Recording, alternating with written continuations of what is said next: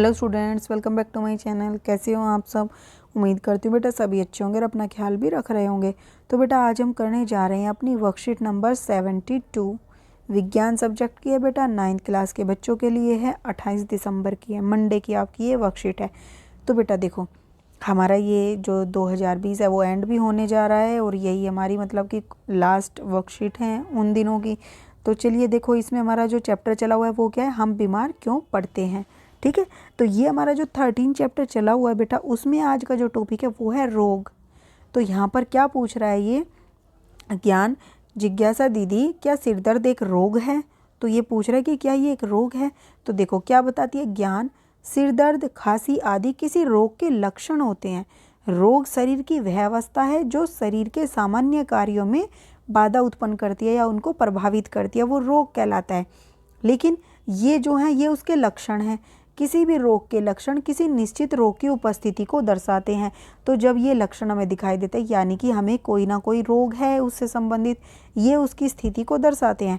रोग कुछ कम समय के लिए हो सकते हैं, ठीक है, जैसे सर्दी जुकाम, या फिर लंबे समय के लिए हो सकते हैं जैसे जीवन भर के लिए हो सकते हैं, जैसे मधुमेह रोग हो गया। ठीक है, यह कैंसर की तरह जीवन के प्रति खतरा दिखाने वाले भी हो सकते हैं। तो रोग जानलेवा भी होते हैं या हल्के कुछ दिनों वाले भी होते हैं।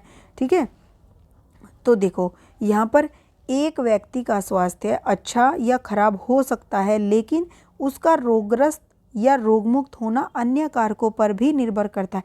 एक व्यक्ति जो एक व्यक्ति है उसका स्वास्थ्य अच्छा भी हो सकता है या खराब भी हो सकता है, लेकिन अब एक दिन उसका अच्छा एक दिन खराब है तो हम ये नहीं कहेंगे कि वो रोग से ग्रस्त है।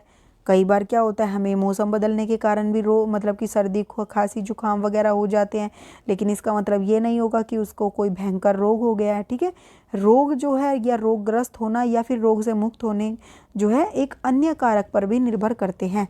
वो कौन कौन से हैं और उसके लिए सही जांच भी आवश्यक होती है, तभी हम बता सकते हैं कि उसको वो रोग है या नहीं है। ठीक है, तो रोगग्रस्त कब होता है, हम कब कहते हैं कि व्यक्ति रोगग्रस्त है? जब व्यक्ति का शरीर या उसकी कार्य प्रणाली में खराबी प्रदर्शित हो, यानी कि जो वो कार्य करता है वो सुचारू रूप से नहीं हो रहा, ढंग से नहीं हो पा रहा है, या उसकी जो शरीर है उसकी जो मतलब कि शारीरिक स्थिति है वो सही नहीं है। जब किसी व्यक्ति में कुछ लक्षण जैसे कि सिर दर्द है, खांसी है, जुकाम है, बुखार है, दस्त है, दौरे हैं, ये आदि लक्षण हमें उसमें नज़र आते तो हम कह सकते हैं कि व्यक्ति क्या है, रोग से ग्रस्त है। ठीक है, अब रोग के जो सूचक होते हैं वो क्या हैं?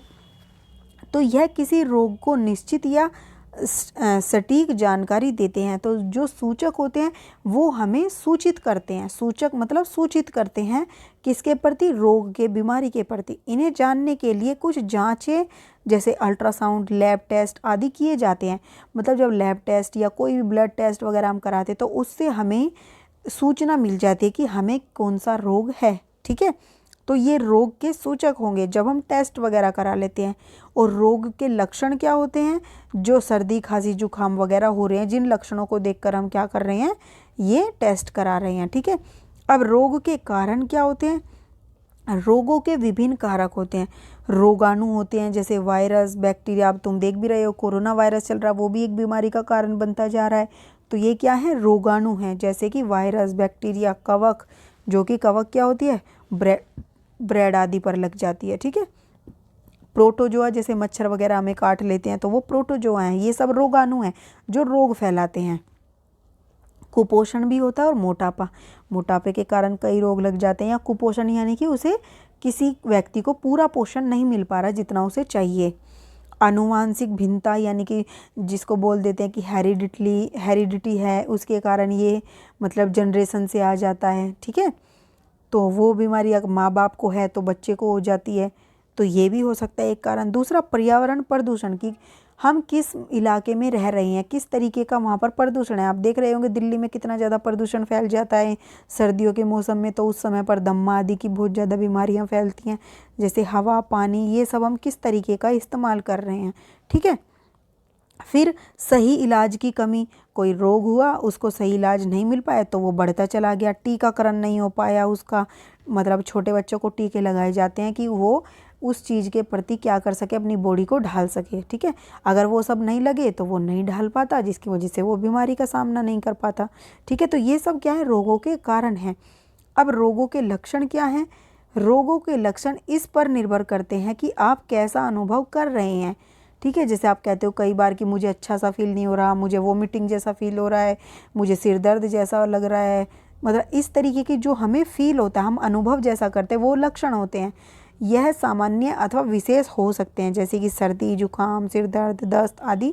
ये सब क्या है, रोग के लक्षण हैं, जिन लक्षणों को पहचान देखकर हमें लगता है कि हमें ये टेस्ट कराना चाहिए। फिर वो टेस्ट हमें बताता है कि वो है या नहीं है। ठीक है, तो वो रोग को सूचित करते हैं और ये रोग के लक्षण हमें उस सूचना को प्राप्त करने के लिए उत्साह एक तरीके से मतलब कि हमारा ध्यान उस पर केंद्रित कराते हैं। ठीक है, तो ये थी, उम्मीद करती हूँ आपको कुछ समझ आया होगा, डिफरेंस पता चला होगा, रोगग्रस्त क्या होता है, रोग के कारण क्या होते हैं, रोग के लक्षण क्या होते हैं और रोग के सूचक क्या होते हैं। ठीक है, इंपॉर्टेंट है बेटा ये वर्कशीट। अब हम इसके क्वेश्चन आंसर करते हैं। स्वयं को जांचिए। हम कब कह सकते हैं कि एक व्यक्ति रोगग्रस्त है? तो हम कब कह सकते हैं बेटा? अभी हमने देखा जब व्यक्ति को क्या हो, उसका शरीर जो है साथ नहीं दे रहा हो, उसकी कार्य प्रणाली में कुछ खराबी हो, जब किसी व्यक्ति में कुछ लक्षण दिखाई दें जैसे सर्दी, जुकाम, खांसी, दस्त, दौरे आदि, तो हम कह सकते हैं कि व्यक्ति क्या है, रोगग्रस्त है।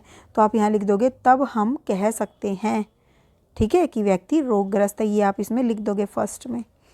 सेकंड क्वेश्चन है बेटा आपका, क्या स्वस्थ होना और रोग मुक्त होना एक ही बात है? तो इसमें बच्चों को डाउट रहता है, तो मैं इसलिए आपको प्रॉपर आज लिखकर समझा देती हूँ बेटा कि क्या होता है। हाँ, स्वस्थ होना और रोग मुक्त होना अलग बात है। क्यों? क्योंकि रोग मुक्त होने से अर्थ है कि रोगों से मुक्त होना, परंतु रोगों से मुक्त व्यक्ति स्वस्थ हो यह आवश्यक नहीं है।